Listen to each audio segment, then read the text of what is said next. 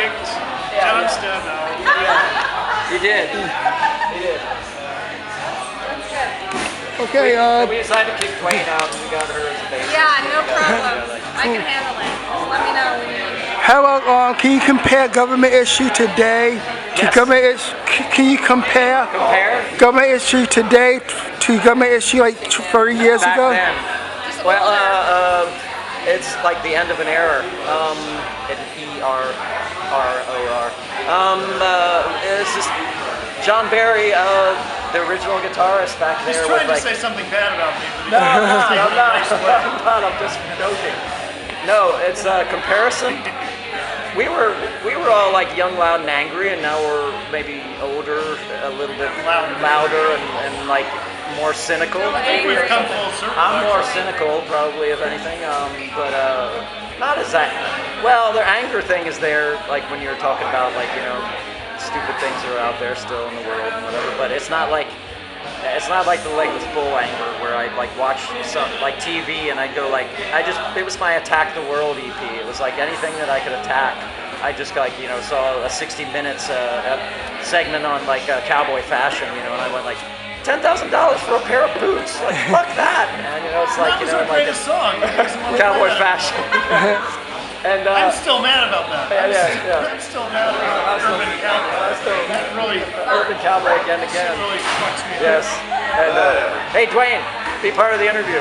Yeah, we're I telling should everybody. be- I should be No. We're telling Bye. everybody that she's our new drummer. No, I should. Like, A member from War on Women. yes, is now. As yet undisclosed. Yeah, there's a member of It War could on be anyone from War on Women. You just don't know. The thing is, yes, Yeah. we have a member of War on Women in the band. At all times. It might as well, yeah, at all Yes. times, regardless of position. So when Evan's not Instrument. around, then you play drums.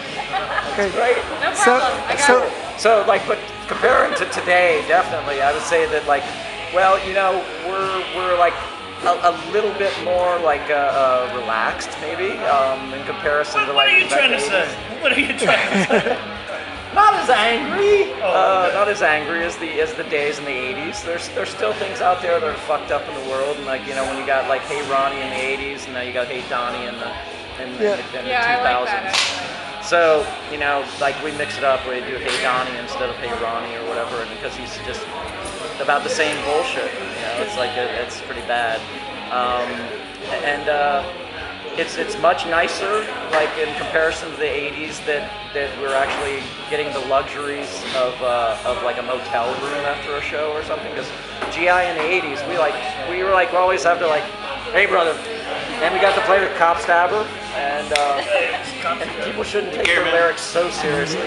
And they didn't play the Tiffany song tonight. We didn't play the Tiffany song. There's not enough Tiffany in the world of hardcore. They do a great version of Tiffany's rendition of I Think We're Alone Now, with Tommy James and Sean Dills, and they do it. They kill that song. It's an anthem for all the hardcore kids. But yeah, so like back in the 80s, we were lucky, like after like a show that we'd have to like beg people like, yeah, you have a place for us to stay. Can we stay on your floor? And watch out, you dropped a Silo Centaur TV. Oh my God. That's gold, man. That is the best. Those guys kick more ass than a donkey sometimes. They're great. With a two-piece, they definitely do more as a two-piece than most bands can do with a five. Oh, he's telling me you have to go. Bring down Thanks. some gear. Take care. See ya. Bye, guys. Usually don't kiss Evan, so. Hey. All right. So in comparison, like us, like actually a hot and sweaty show that we like play. We were with a booking agency, like the same booking agency that War on Women, our fantastic friends, played with. And so we got like our guarantee and stuff, even though like there might not have been like a huge turnout, maybe like a slim turnout, but like that was really nice. And still felt bad, a little bit bad for the promoters, because there's like they probably lost money. I thought, that was a great tour. Oh yeah, Going up and I down agree. South. I agree. Such a talented We did a little band. mini South And tour. you know what? Also, we have two great musicians in our band. Oh yes. I've never played with such. See you, Jeff. Take it easy, man. Another Cop Stabber is Okay, awesome show, man. leaving the building. The Cop Stabber has left the building. Two of them. So how did that tour think we're go? alone now.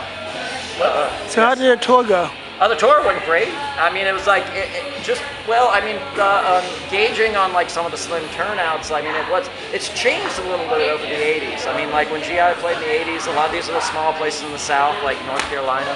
Again, the Saddle Centaur PP is on the floor. No, did you just put it there so you can take a picture? I keep picking it up. Well, just put it on the sofa or something. Like, don't treat your Saddle Centaur EP like dirt or whatever. Treat it like a temple, whatever. Worship it. But we had some like turnouts of like maybe like 40 people or something, but the people that were there were really sincere and like and really like into the whole thing, and I had a blast doing it. Like actually, it was more fun than playing the big show that we went down to mainly for the fest in Gainesville. Which was a lot of fun. Which was fun, but I really enjoy more of the like close-knit, jammed up like club atmosphere people, the people that are really, really into it and just right up there and there. Instead of playing a big, huge hall that holds about 800 and 400 people are there, so it looks like kind of half empty. And I think our more sincere fans, like overall, like the 40 people that would show up, say like at some of the smaller gigs in the clubs in the South, they were the ones that like I just had such more fun, like close involvement with and everything. I just thought like this is great, this is kind of a blast and everything. But 80s it would have been like totally swamped and packed. But I think that things have changed over the years. People are playing more festival type gigs, and that's kind of the thing to do. And we've been having like a lot of fun doing these one-off festival shows. Like the first one we did was the DC festival, it was Damage City Fest with the guys in Coke Bus and all these international bands. And we played with a lot of bands that were much younger than us, but like it was just a lot of fun. But like, granted, like when I took off my my Donny Osmond Puppy Love shirt, my girlfriend Meow's like old laundry shirt, I said like Donny Osmond kicks Pogbore's ass and like crickets, you know, it was just like nobody got it because they were a little young, they didn't know Donny Osmond, but a few people got it, you know, so it was like, but it was a lot of fun to do that, and then we decided to keep on doing it, and then we did like a little secret show before we lit the auto bar upstairs last year, and that was fun, and we played to like about maybe like 50, 60 people there or whatever, but it was just a blast to do.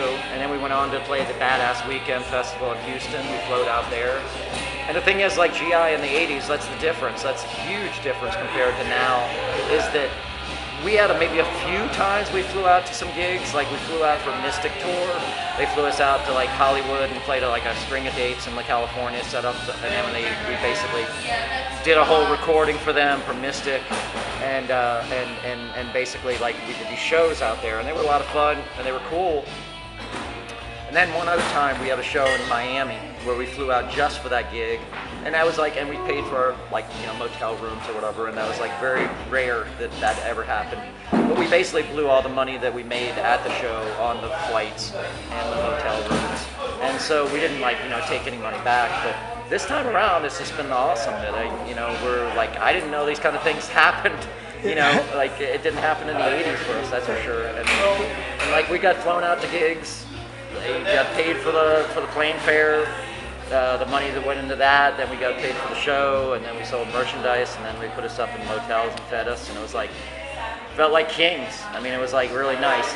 It was much nicer than coming after a hot and sweaty gig in the 80s and sleeping on the floor next to a dirty cat litter box, and like, you know, those are the romantic days somewhat in your 20s. Where you're going like, yeah, I played on the road and I've been busting my ass and it's punk rock and all that, and you're struggling for one gig or another, but like it gets kind of tiresome after a while. And about 89, it was kind of like, for me, it was definitely getting like very pay to play kind of situation. We didn't have a booking agency working with us and all that, and then like, and we just all like wanted to go in different directions and do something different. And that's like why Governor Issue did break up initially in 1989, and everybody went their own ways and did other things, and they're doing great for themselves now. Okay. And it's just fun to play. It's so much fun to play with John Barry. Well, I mean, I started out like playing with. I mean, we sort of made our songs up in John's living room. In the basement. Many years ago. In my parents' basement. It was about In the Rockville and house. 1981. The Rockville mansion, as Mark would call it. Yeah. And I left, and